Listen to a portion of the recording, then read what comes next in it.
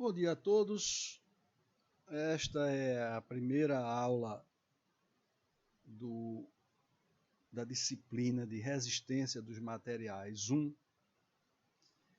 Eu sou Bernardo Horowitz. Meu e-mail é bernardo.horowitz@ufpe.br. Minha sala, quando tiver presencial, será no Litpeg, esse prédio recente na frente do CTG, sala 528, quinto andar. Muito bem, isso posto, vamos falar primeiro dos livros que eu vou adotar. Eu só darei as primeiras 30 horas dessa disciplina, depois disso só terá um outro professor, certo? Mas para essas 30 horas e um pouquinho além, mas não muito além, nós vamos usar o livro do Susequinde, Curso de Análise Estrutural, Estruturas Isostáticas. De fato, essa disciplina não é resistência dos materiais. Na realidade, ela é isostática e resistência dos materiais. Tudo junto, né? Então, não nos deram... Nos outros lugares tem uma cadeira, uma disciplina de estruturas isostáticas, para depois entrar em resistência. Aqui misturaram tudo para tirar uma cadeira da área de estruturas, né? Então, ficou resistência 1, eu acho que é, digamos assim, 60% isostática e 40% resistência 1 mesmo, né? Então, esses livros que nós estamos mostrando aqui são, para a minha parte, que é de estruturas isostáticas. Então, o livro-texto é o livro do Susequinde, que é muito bom, estruturas isostáticas, e nós temos também um livro de problema. Então, essa é uma cadeira, veja bem, que é trivial, certo? Não tem nada de complicado aqui. Mas o que ela tem de trivial, tem de importante. Então, essa cadeira começa devagarzinho e quando você abrir o olho, tem um acúmulo de material enorme, né? Então, não deixe acumular e estude essa disciplina, porque ela tem uma milhagem enorme. Resistência 1 vai servir para resistência 2, estabilidade 1, estabilidade 2, concreto 1, concreto 2, pontes, né? E por aí vai. Então, é considerado sabido. Se você não aprender aqui o que está sendo dado em resistência, você vai ter problema em várias outras cadeiras. Então, estou lhe dizendo, pegue e separe um tempo para essa disciplina, ela é merecedora e nós vamos exigir para fazer com que você estude. A minha função aqui é muito mais para fazer com que vocês estudem. Esses livros estão esgotados. Não se preocupe, nós vamos passar para vocês o link, não é, desse diretório aqui no Google Drive, né, de resistência dos materiais. Então, por exemplo, o livro do Susequinde está aqui em PDF. Tá? Está aqui em PDF. Tá? O livro do Oliveira Gurfin, né, que é o livro de problemas, está aqui, tá? Então, está aqui também nesse material. Esse material ainda tem de quebra, né?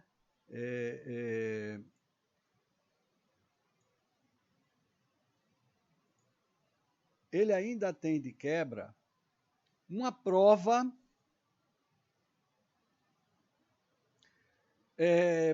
passada, né? Então, de 2017. Então, está aqui o exercício escolar, né? O exercício escolar todo, o enunciado e a solução, tá certo? Então, essa é uma área interessante para vocês olharem. A gente vai dar o link, né, pelo chat desse diretório, certo? Então, não tem problema de vocês terem acesso a esses livros, texto e o livro de problemas. Então, terá um exercício escolar da minha parte. Então, eu vou logo dizendo, eu exijo, certo? Nós vamos cobrar. Minha função é realmente, uma delas é fazer um terrorismo para que vocês estudem, tá certo? Muito bem, isso posto, as aulas agora, sempre dei essa aula durante 30 anos no quadro negro, né? Agora no quadro branco, que eu não gosto muito, mas...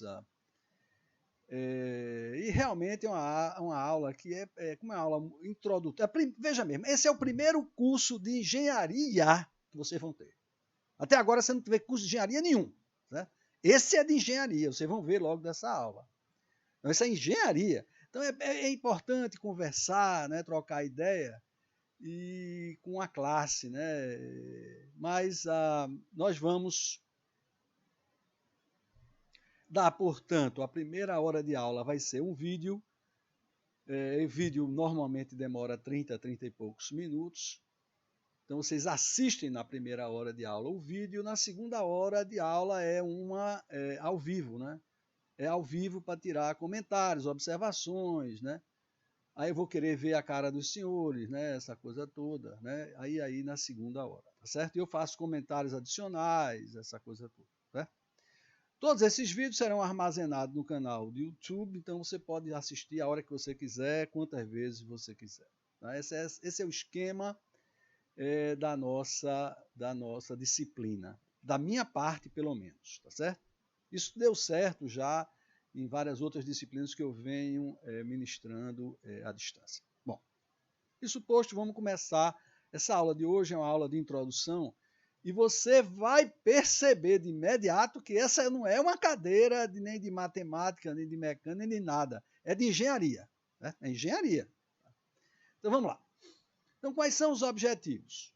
São dois os objetivos, eles não são tão apresentados separados, mas eles estão juntos, eles são interligados.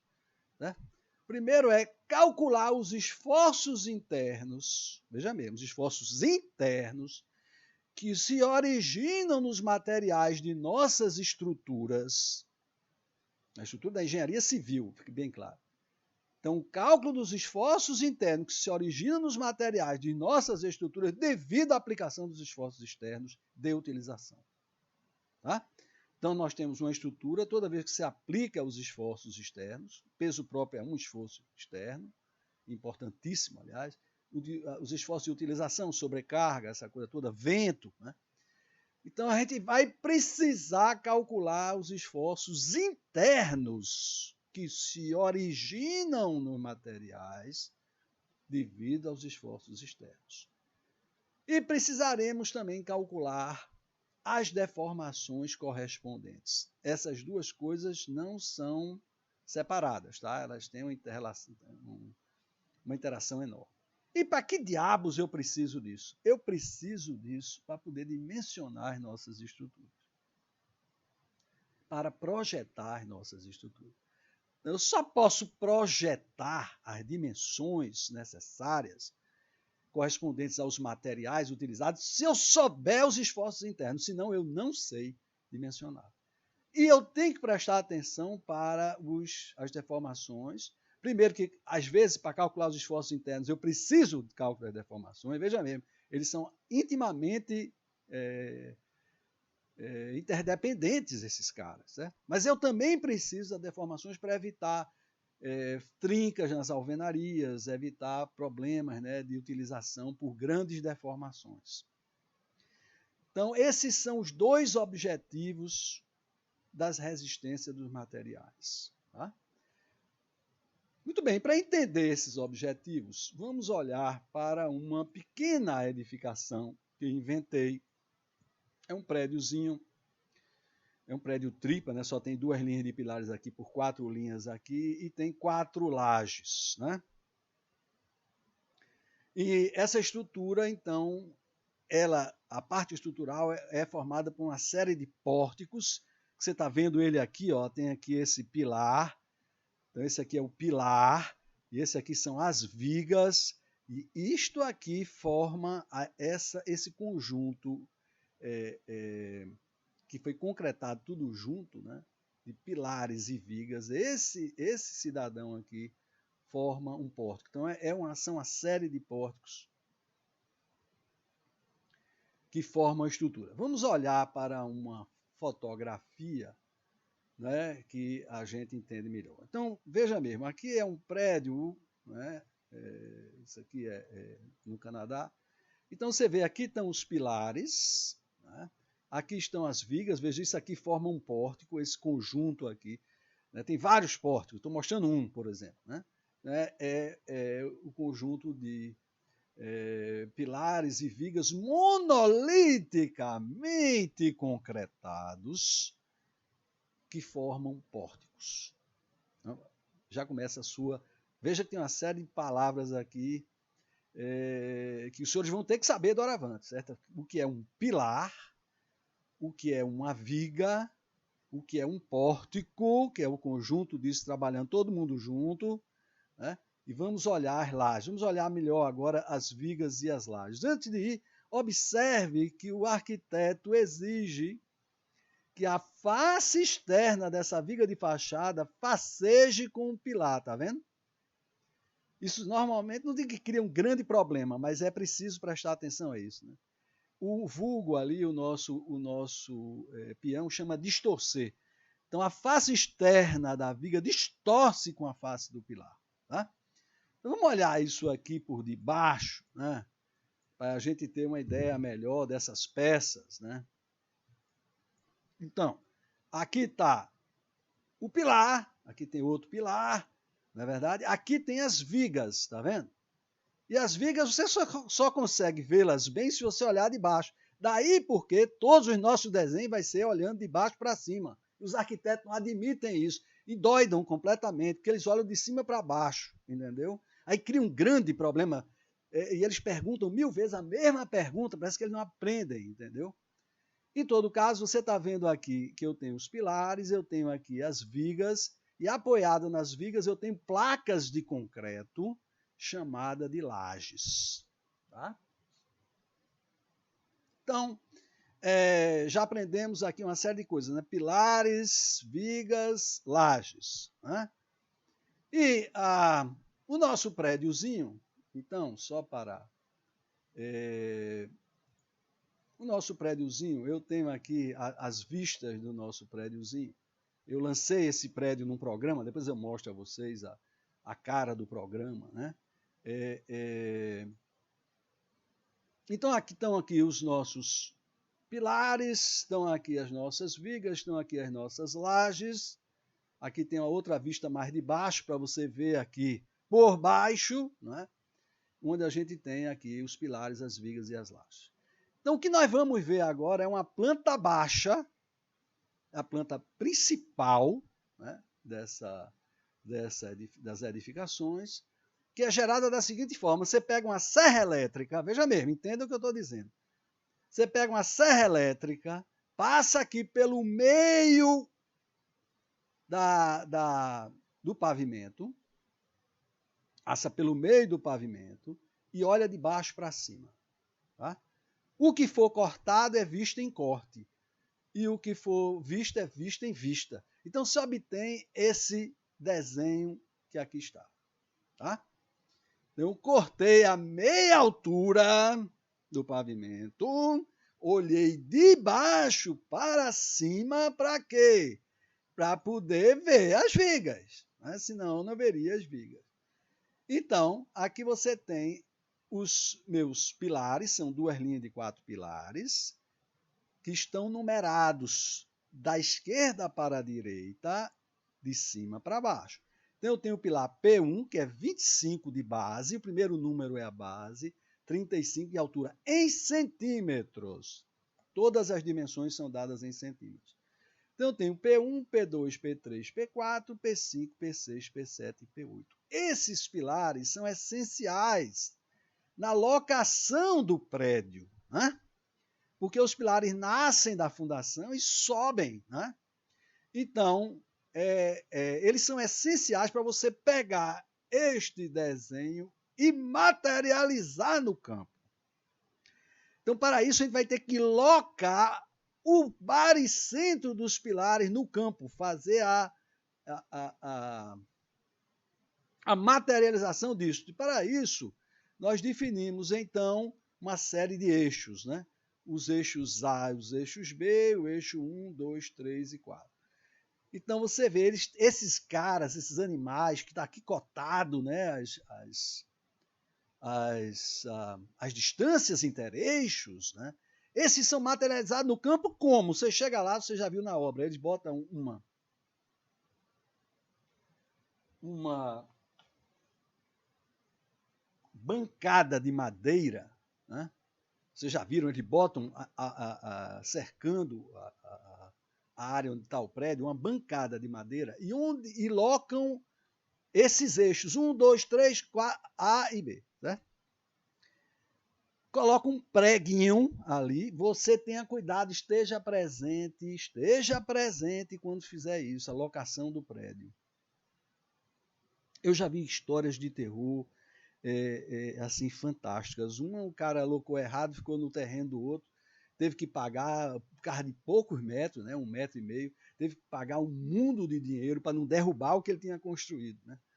O outro, ele locou o prédio, o cara tinha desenhado o prédio, esse prédio aqui, digamos, ele admitiu que o mar estava para cá e a rua estava para cá. Não é que locaram ao contrário lá? Então, veja, locar um prédio é responsabilidade do engenheiro.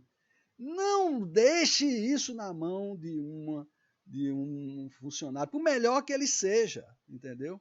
Não deixe isso é a maior fonte de problema. Então você chega na bancada, bota um preguinho no 1, 2, 3, passa uma linha de nylon e você vai ter materializado exatamente onde estão os pilares.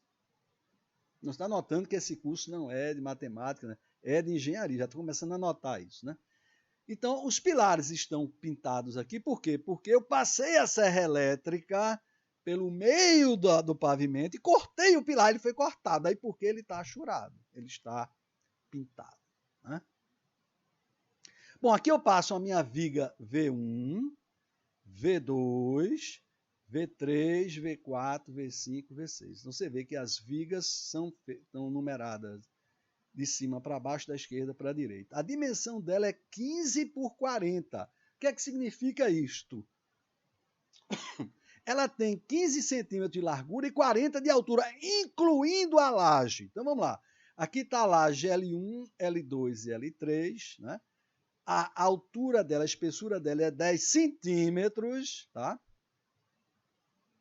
E a viga, os 40 centímetros, inclui a laje. Depois a gente vai olhar um corte para esse corte AA aqui, a gente vai olhar já, tá certo? Mas eu quero chamar a sua atenção, tá vendo? Como o arquiteto exige que a face externa da viga de fachada, né, distorça com o pilar, para não ter, para ser lisinho. Aqui também. Já aqui no meio, isso é ruim para a gente. Você vê que a viga entra excentricamente em relação ao pilar. Isso não é bom. Certo? Tem que ser feito paciência. Mas ela cria uma carga adicional, pelo fato dela não estar passando pelo eixo do pilar. Já esses daqui não tem problema, não estão na fachada. Veja que essas vigas passam exatamente pelo eixo dos pilares. Então, o eixo das vigas chega no eixo dos pilares. Tá? Para a gente entender um pouco melhor isso, a gente dá um corte. Então, veja, as armas.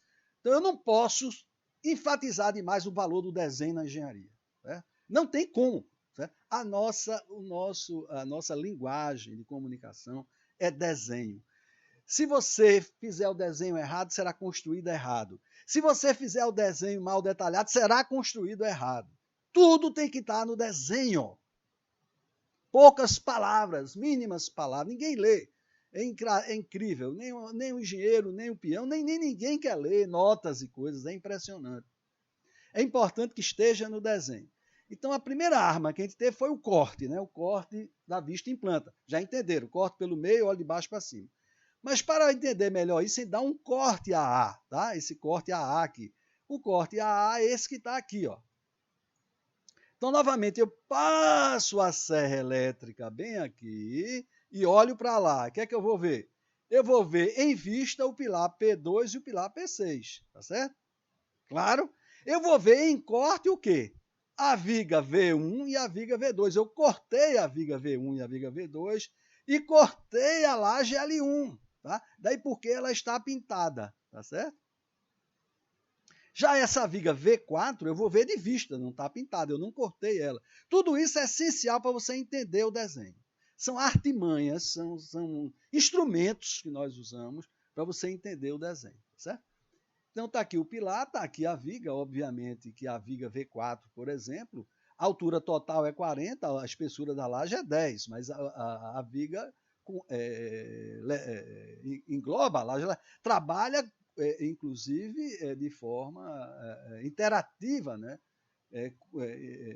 Monolítica com a laje. A laje faz parte da viga também, tá certo? Então 40 é a altura total, 10 é a altura da laje, aqui você está vendo a viga V1, que foi cortada aqui, a viga V2. Tá? Então os cortes são estupidamente necessários, né? E o desenho é uma coisa fantasticamente importante. Se você não sabe desenho, você não é engenheiro, não chegue perto da obra, você é um elemento nocivo. Então, para você ver como a nossa linguagem, vou mostrar um desenho, isso aqui é parecido com o que é na prática, mas eu vou lhe mostrar aqui o que é um desenho de uma obra, tá certo? Esse é um desenho, você está vendo, de uma... Espero que dê para ver legal. E você vê que primeiro que ele é todo colorido, por quê? Porque cada cor tem uma espessura de linha. Então o vermelho só é 0,1 do milímetro, que são as cotas, não quer que atrapalhe.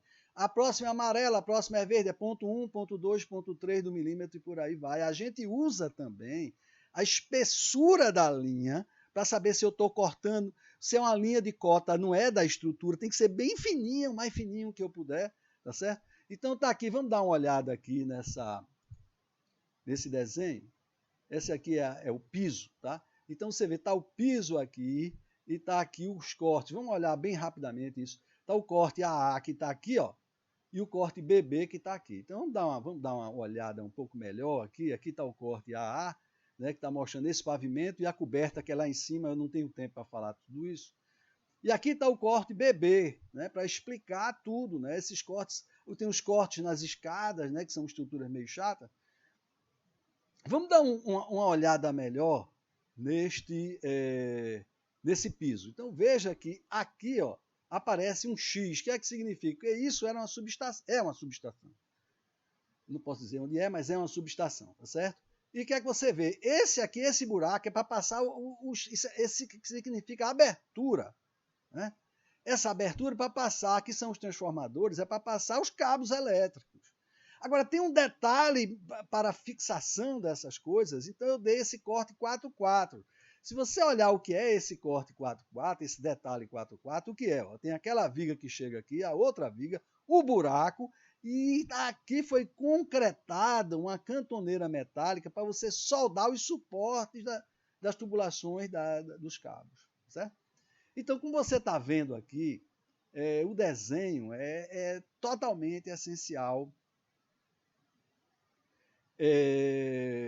para a engenharia. Esses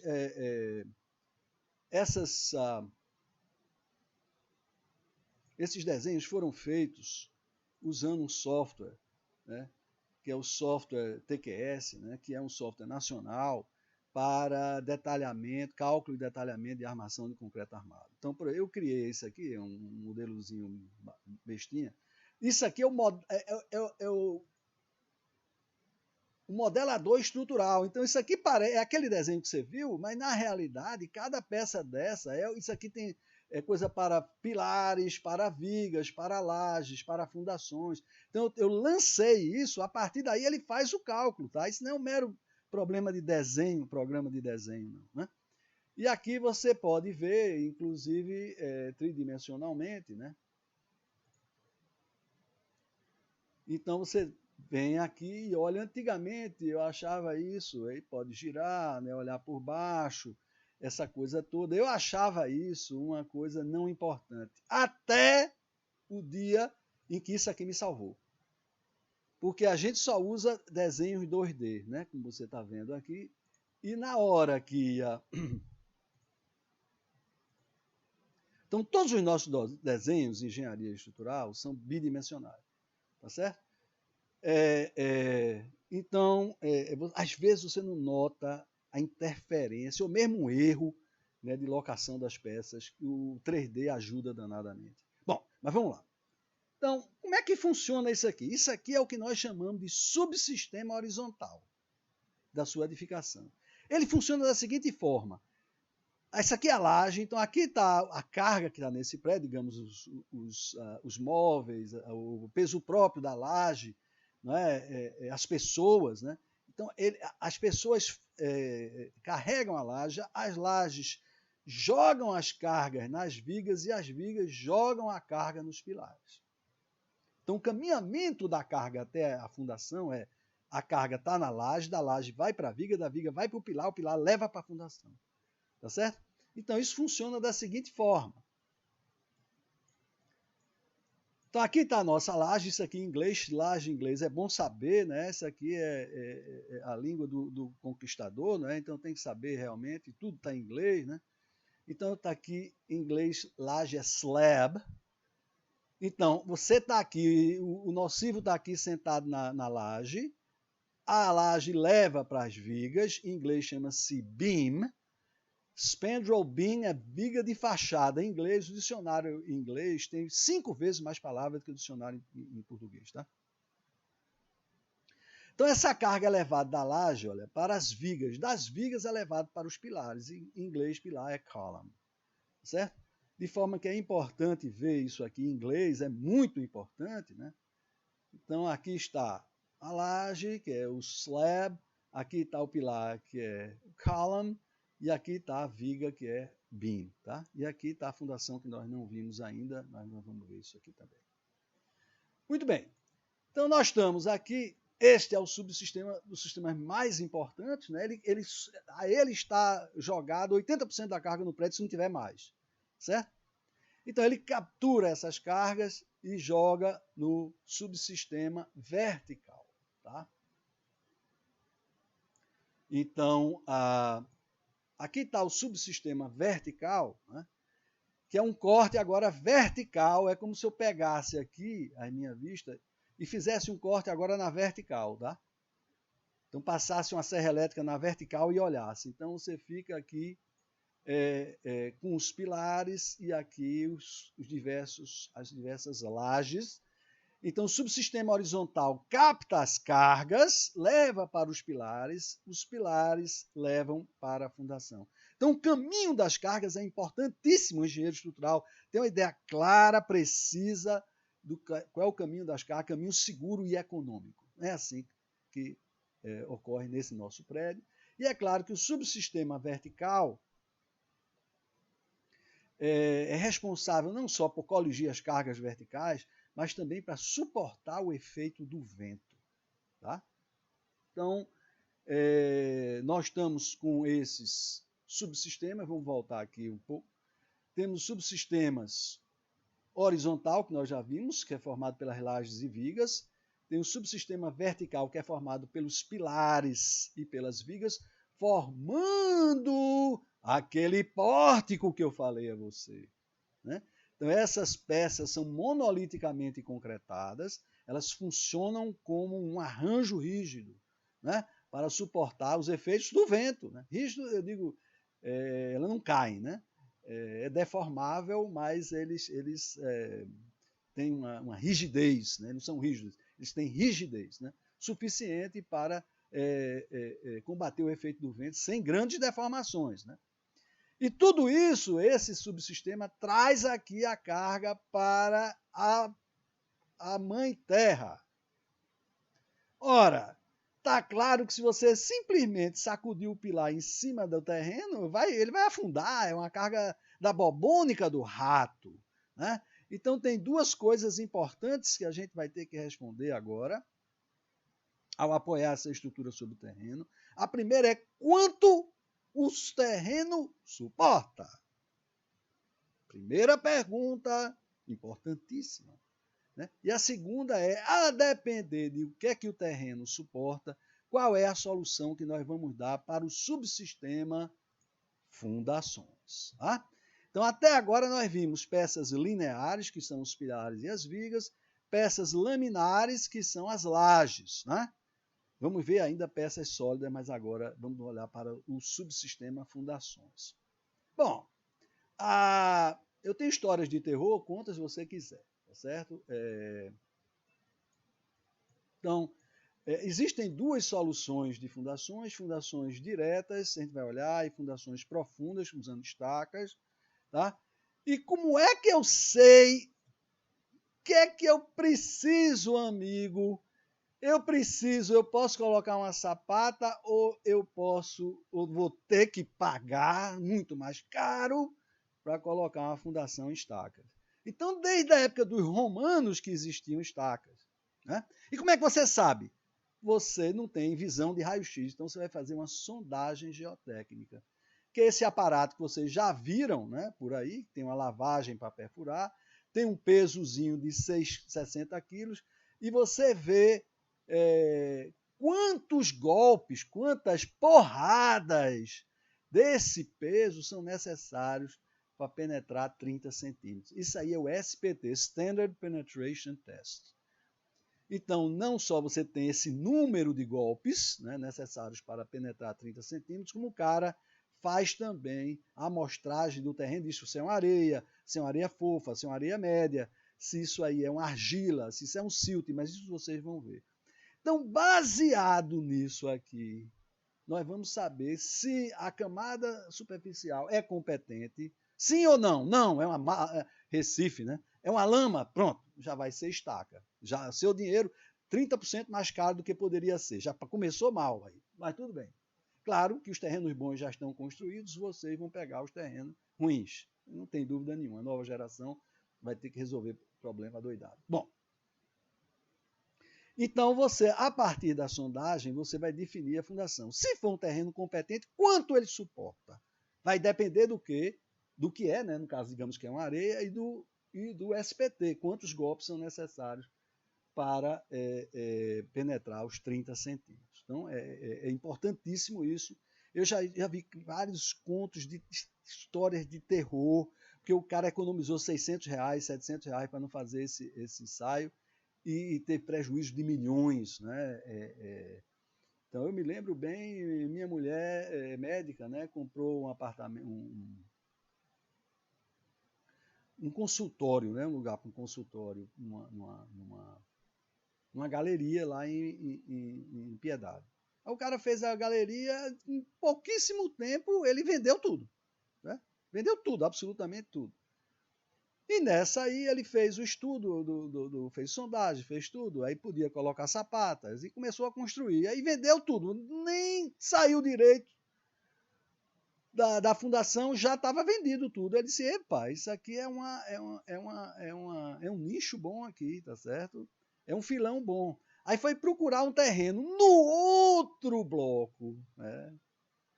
Na outra esquina tinha um terreno. Aí foi que ele fez, comprou o terreno e imediatamente começou a vender, usando o quê? A mesma solução que ele fez da galeria da minha esposa. Mas deixa que ali, exatamente onde ele estava, tinha um talveg de um rio antigo. E o terreno ali era uma porcaria. Na hora que ele foi construir, admitindo que era, não, está perto, não é nem 50 metros de distância, é a mesma sondagem, precisou de estaca, ele faliu, cara. Ele faliu e desapareceu, veja mesmo. Ninguém sabe onde esse miserável está. Então você tem, nunca deixe de fazer sondagem geotécnica, pelo amor de Deus. Aprenda isso aí é um caso de terror. Então, você, através dessa sondagem, você vai dizer se você vai ter uma fundação direta, né, que é uma fundação em sapata, então o pilar vem, tem essa peça chamada de sapata de concreto, para distribuir a carga no terreno de fundação superficial, 1,5 metro de profundidade. Então, isso aqui é feito na obra, você não contrata ninguém, não tem problema nenhum. Né? É a solução ideal se você puder. Quando é que não pode? Quando um terreno aqui não é suficiente. Aí tem que fazer o quê? O que os romanos faziam, cara. Eles já sabiam, eles cravavam estaca. Aí vinha a pergunta, e eles tinham sondagem geotécnica? Obviamente que não. Aí tem um livro do cara dizendo, você quer saber se vai ser sapata ou vai ser estaca? Aí manda, faça uma abertura de tanto por tanto, com pelo menos tanto de profundidade. Pegue na mão, veja se não sei o quê. Cheire, o diabo, era isso que eles faziam. Mas eles fizeram e fizeram bem, né? Então, quando o terreno superficial não resolve, você vai ter que utilizar estacas, né? E estacas têm que ser cravadas, né? Você vai ter que comprar o elemento estaca, se for pré-moldado ou se for metálico, pagar alguém para cravar, ou fazer aquelas estacas hélice contínua, né? Que aí você faz uma abertura e concreta. Tudo isso você vai ter que pagar para o animalzinho fazer, tá certo? Então já é muito mais caro do que isso. E, além disso, você vai ter que colocar aqui uma peça. Aí veja que agora não é nada do que a gente viu, né? Porque, veja, a gente olhou vigas, vamos voltar aqui para o início, né? Então, a gente olhou vigas e pilares. São peças em que uma das dimensões prepondera sobre outras duas da seção transversal. Tanto aqui como aqui. Então, essa é peça 1D, peça linear. Nós temos peças laminares, em que duas das dimensões preponderam sobre a terceira, que é a espessura. Então, a espessura é da ordem da dimensão do vão dividido por 50, veja mesmo. Então, a espessura aqui pode ter 6 metros e aqui pode ter 10 centímetros, 12 centímetros de espessura. Tá? Então, uma dimensão prepondera, que é a do eixo da peça, sobre as outras. Então, essas são peças 1D, que os senhores verão até chegar a me pegar em concreto para ver lajes. Tá? Então, até lá, todas as suas peças serão 1D e serão representadas única e exclusivamente pelo eixo. É uma linha. Então, é peça em linha, vai ter só linhas. Tá certo? Depois tem as lajes, mas aqui, quando o terreno não é suficiente, então você vai ter que colocar estacas. Ora, você vai ter que pegar, imagine, você tem que ver com a carga desse pilar e distribuir para essas estacas. Então, você tem que ter aqui um elemento rigidíssimo, né, que distribua a carga do pilar para as estacas sem ter grandes deformações. Então, isso é chamado bloco de coroamento. Observe que aqui só tem uma estaca, aqui tem 3, aqui já tem 4, aqui tem muito mais. Por quê? Porque a área de influência desse pilar é maior. Então ele pega mais carga. A área de influência desse pilarzinho é pequenininha. A gente vai ver isso já já. Então, você vai ter realmente a diferença brutal, né, de custo entre estacas e bloco de estacas e sapatas, mas é claro, faça a sondagem, pelo amor de Deus. E aqui está um exemplo, né, de execução de sapata, é só escavar, colocar armação e concretar. Então, realmente, não tem nenhuma comparação do custo com bloco de estacas. Né? Então, nós temos os subsistemas horizontais, né, que é vigas e lajes, né, trazendo carga para os pilares, que é esse cara aqui, né, que é o subsistema horizontal. Você tem o subsistema vertical, que pega todas as cargas mais a ação do vento, né, que é o subsistema vertical, e tem o subsistema fundações, né, que é, como nós já vimos, essas peças que levam a carga, ou fundações diretas ou fundações profundas, né, que levam a carga para um nível competente para suportá-las. Né? E as peças lineares, que uma dimensão prepondera sobre as outras, que é pilares e vigas, pode ser, elas vão ser doravante mostradas, representadas só pelo seu eixo, só uma linha. Psst, não esqueça nunca que tem dimensão, que não é uma linha mesmo não, tá? Mas nós vamos representar pela linha. Peças laminares, que são as lajes 2D, e peças sólidas, né?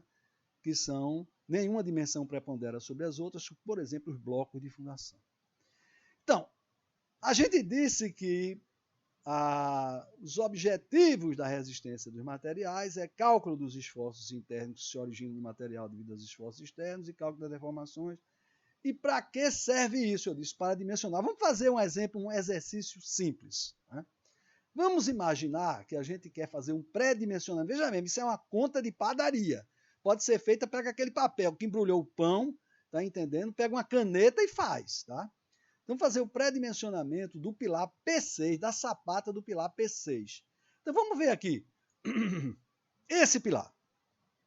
Eu quero ter uma ideia de qual é a fundação desse pilar.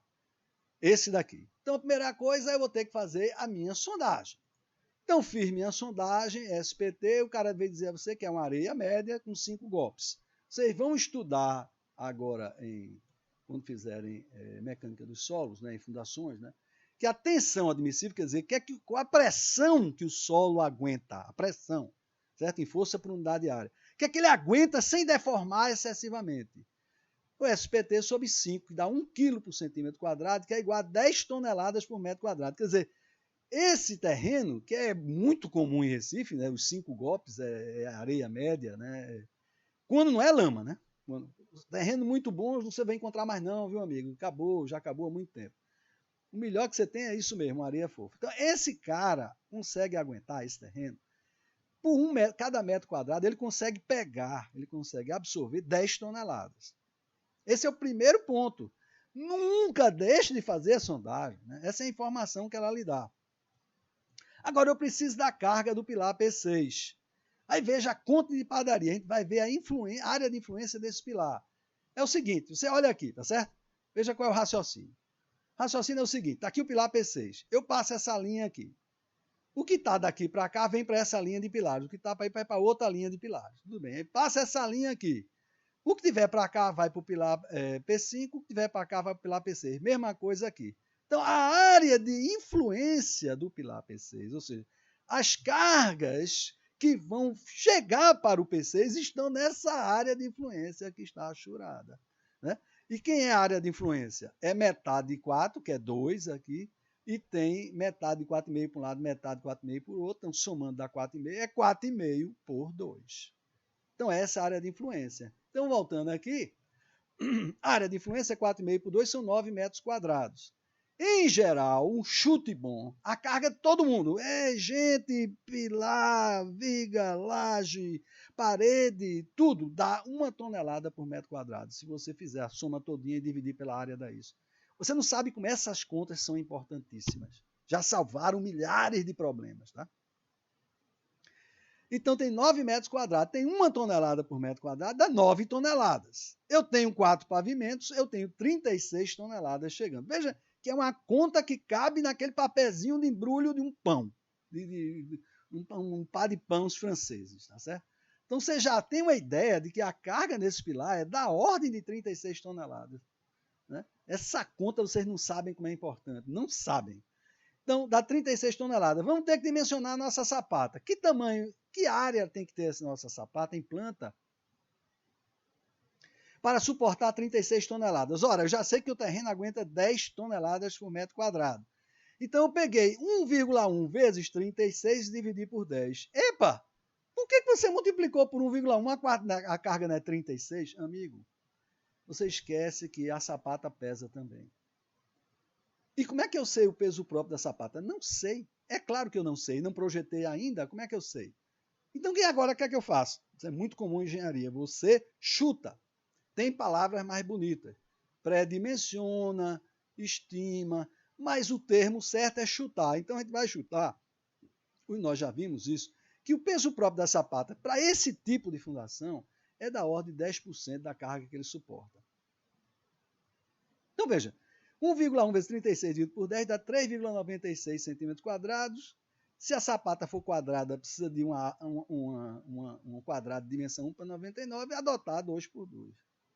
Então veja que coisa simples.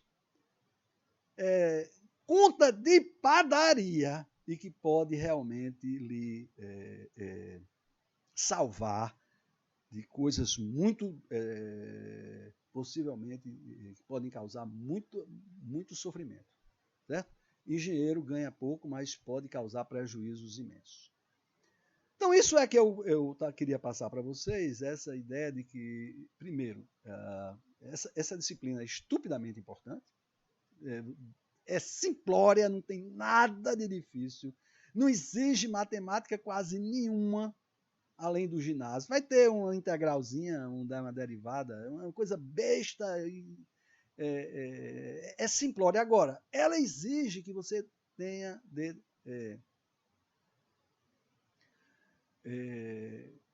dedicação no tempo, né, para estudar, porque ela só aumenta, ela vai devagarzinho, você não vai vendo, é tudo meio trivial, você não faz problema, quando você abrir o olho, você está lascado.